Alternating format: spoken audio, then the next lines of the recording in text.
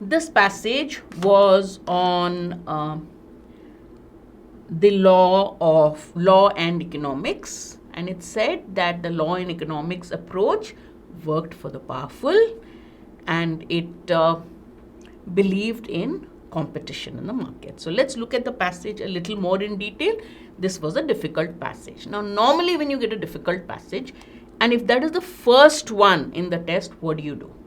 One approach many students take is to read it in 25-30 seconds, realize this is very tough, do passages 2, 3 and 4 and then come back to the first one. Fine. I would actually read the passage quickly and answer whatever questions I can answer and move on to the second, third, fourth passage and the para-jumbles. Otherwise, in many cases, you won't have time to get back to the first passage, and the last 5 minutes to 7 minutes of the test anyway cannot be used for answering reading comprehension passages, especially not the last 5 passages, because nothing you'll read will make sense. Alright, but that is my approach. Your approach may be a little different.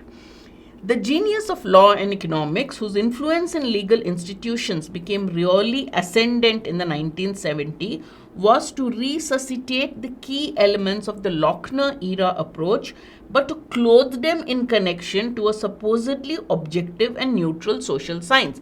Reading these 4 lines, many students say, let me move on to the second passage, which is fine. You have not spent too much time. So basically, he said the law and economics approach, the influence of this approach started in and became more and more powerful in the 1970s. What it did was take the main elements of the Lochner era approach. Now, you don't know what's the Lochner era approach. This passage wouldn't even expect you to know it, because we only bothered about the law and economics approach and not the Lochner era approach. And whatever it has taken, it has been derived from the Lochner era approach.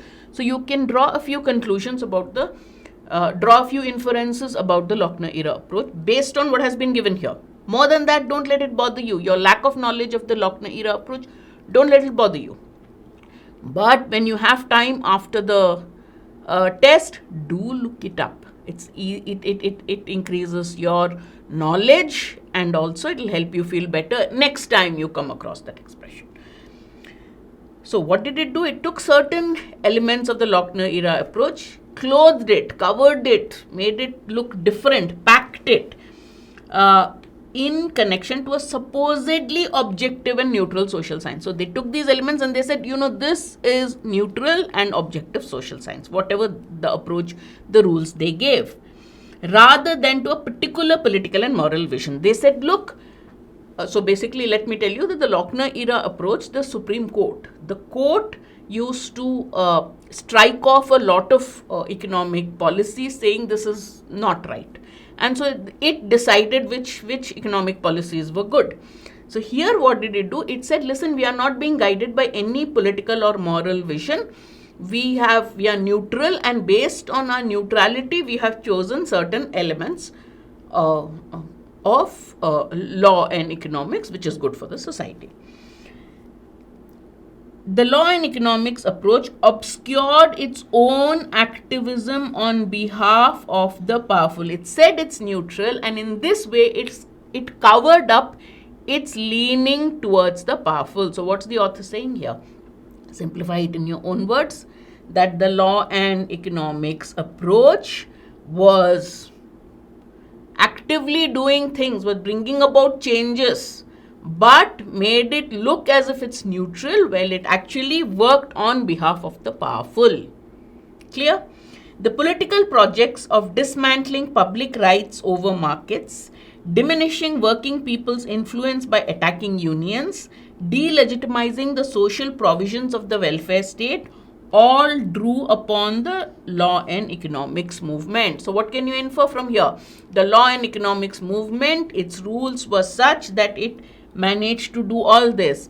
It dismantled public rights in favor of markets. So markets took precedence. Second, it diminished working people's influence by attacking unions. It delegitimized social provisions of the welfare state. All this it did.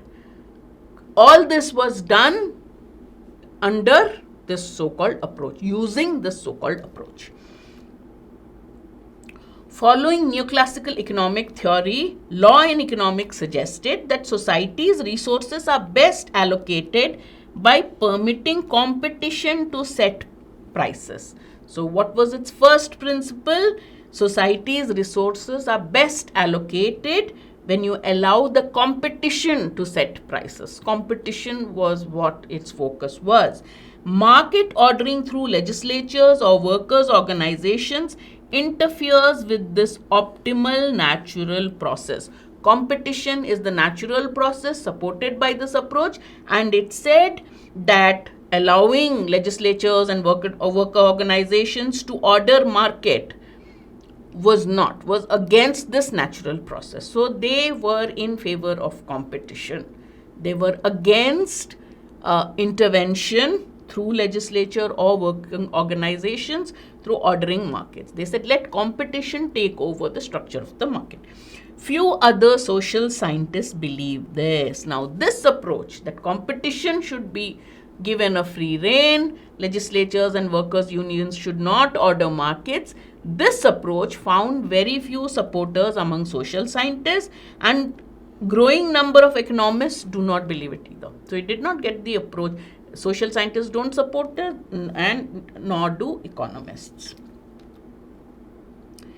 The ideology of law and economics revolves around the concept of competition. Now remember, the earlier paragraph we read competition, again this competition is there. So that is a point you cannot miss, right? The ideology of law and economics revolves around the concept of competition.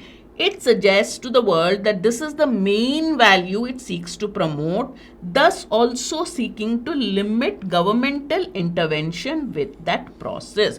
So the ideology of this law and economics approach was competition. It therefore told the world that, look, this is the main value that we are seeking to promote. We are seeking to promote competition, and therefore, since we are seeking to promote competition, we are seeking to limit governmental intervention in competition, in that process of competition. Now, the author says, but remember, I've told you many times, when you come across this word but competition does not take place in a vacuum. It always requires rules, from property to contracts to antitrust, that are themselves, logically speaking, limits upon competition. So whenever we talk of competition, competition works only when there are rules about the competition. So these rules by default seek to limit competition. They are the limits. The rules are the limits upon competition. The competition works in the framework, inside the framework of these rules, right? All of these rules, in essence, authorize economic coordination that is necessary to make competition work. So for competition to work, there should be economic coordination, and economic coordination happens through rules. For example, see how beautifully he is building the argument.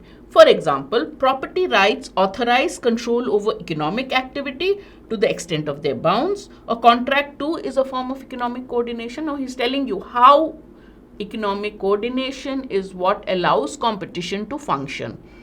And this economic coordination also requires rules. All right. Next, competition law itself authorizes all kinds of infirm economic coordination that it prohibits out of firm. So when we're talking of competition sets certain rules which allows infirm coordination. Inside a company, there is economic coordination. Let's do this. So this is what it does. But the same things it will not allow you outside the firm. In short, now this is summing up whatever the argument is leading up to. This is what you need to remember. Government intervention all the way down. Who sets the rules? Who sets the rules of what is permitted inside the firm, in firm, but not permitted out of the firm? All these rules is nothing but governmental intervention. The law from the outset from the beginning, law makes choices about where and how it will limit competition. And those choices can either balance economic power or create imbalances. So what is the role of law in competition? It's all right. Economics and law approach says give competition a free rein, limit governmental intervention. The author says, but for competition to function, you need economic coordination, you need rules which limit. So competition only works under a set of rules. Therefore, he says, the law from the beginning makes those choices. Where is competition allowed? In what form will it be allowed? How will competition be limited? Everything is set down in the rules. And those choices, those rules, those choices it makes about where and how to limit competition, they result either in balancing economic power in the society or in creating imbalances. Depending on the nature of limits you are and rules you are putting in, the nature of the society will change, whether it creates a balance in the economic power in society or creates imbalances. The ideology of law and economics is that only interventions that help to balance power in society are in fact governmental interventions. So this approach says that only interventions that balance power in society are the governmental. There are different kinds of intervention, but those interventions which help to balance power are in fact the governmental interventions. But that is not true. That is what the economics and law approach claims. But the author says that is not true. You cannot say that only interventions which help to balance power are the governmental institutions. That statement is not true. All right, next. These issues, now he's talked about the state of things. Now comes to the debate at present on this. He says these issues are resurfacing today in public discussion about competition law. So there is a lot of public discussion about competition law, which is also known as antitrust law in the US, which is the area of law perhaps most colonized by law and economics. So what's he saying? Law and economics has set rules everywhere. But the one area where it has totally taken over, totally colonized, is in the area of competition law. All right? And there is a lot of public debate on that now. What does it say? Public debates have centered around economic power and the role of law in it, with renewed calls for the law to do more to ameliorate economic domination rather than exacerbate it. So what are the people who are engaged in this debate saying? They are saying that the law should lessen economic domination. Society is dominated by a few companies, by a few people. There's economic domination of a section over another. And the author has earlier argued that this is because of the kind of competition law that exists. So public debate, the public is making calls that, look, you should have laws which will balance this, which will lessen economic domination rather than exacerbate it, aggravate it, increase it. Defenders of the status quo, those who are happy with the way things are going right now, defenders of the status quo regularly point to economics as a defense. They say, this is what economics is. How can you change it? They suggest that only the reformers have a moral and political vision. They say, why are you asking for this? The reformers have a moral and political vision because of which economics is working this way. But of course, that also isn't true. So the author has earlier countered the balance of economic power through governmental interventions. He says that's not true. That claim is not true. Second claim that he says is not true is only the reformers have a political and moral vision, and this economic domination is just a result of pure economics. He says that's not true. How does he counter that?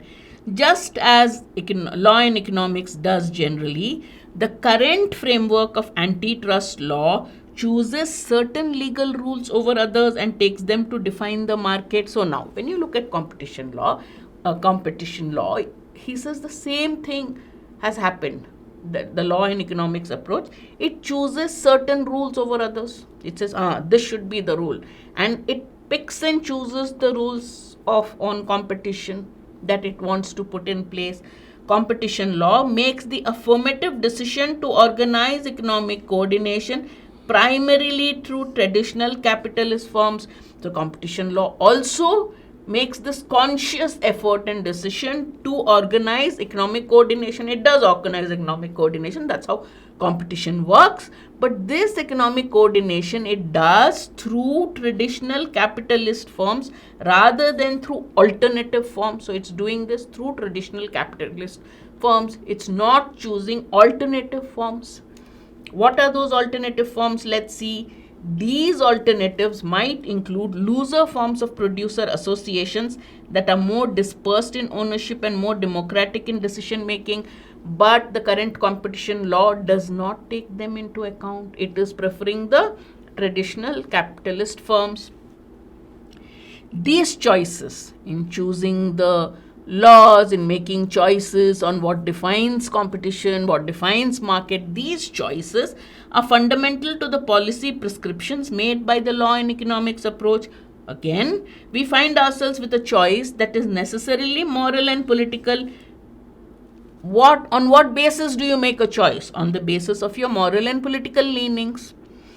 And we can allocate coordination rights according to those moral and political beliefs that you have. You allocate coordination rights in a way that exacerbates, aggravates, worsens the imbalances in economic power, or in a way that ameliorates them, makes it better, makes it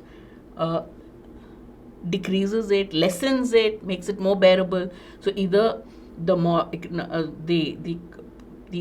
law and economics approach says only the reformers had a moral and political vision. This is just the market which is dominating, which is economics which is determining what is happening. But the author says, no, that's wrong. Whenever you make a choice of what rule to implement, what limits to implement, it's a result of your moral and political vision. You, on the basis of your choices, the result would be either to increase the economic imbalances or to lessen it. Clear? So now the passage suddenly looks easy. Now when you read it the first time, try to simplify it, summarize it, so you can answer at least half of the questions in the same time. Don't spend too much time, whether it's a difficult passage, moderate or easy passage. You cannot complete all the questions then.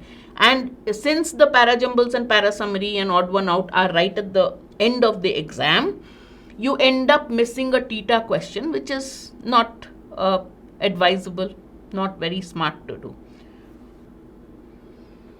According to the information given in the passage, economists and the law and economics ideology may disagree with each other on which of the following points. Okay, so one side you have the views of the economists, one side you have the law and economics approach. More has been said about the law and economics approach and ideology.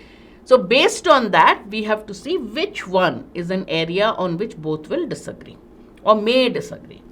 The law and economist movement wants the market to set prices, while economists want fair governmental intervention in some cases. The first part is true. They say they want that, but the second part, nothing has been said about economists seeking fair government intervention. So A is not correct. The law and economics movements wants to ameliorate economic domination.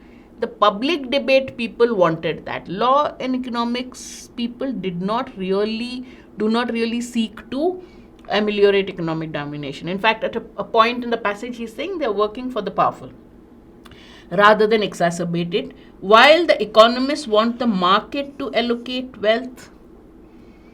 Second, so B is not a correct answer. One, the law and economics movement is in many ways the one which has resulted in economic imbalances and domination.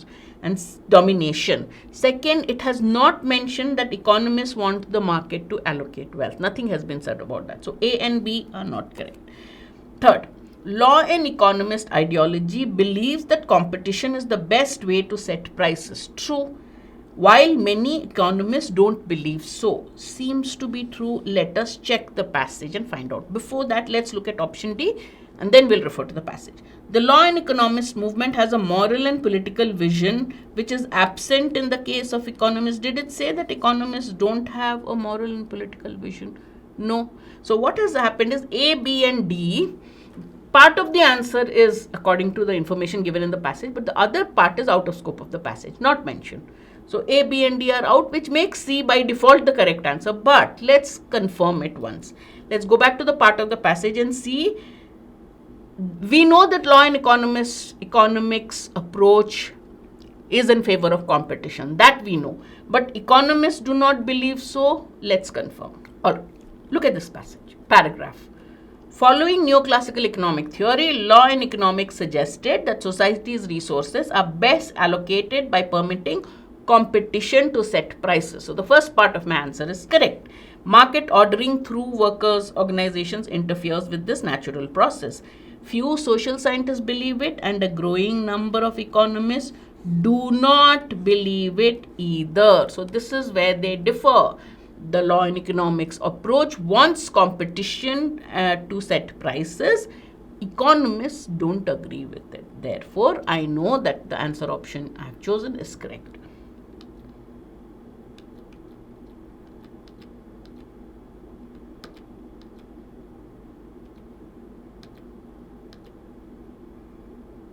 So my correct answer is C.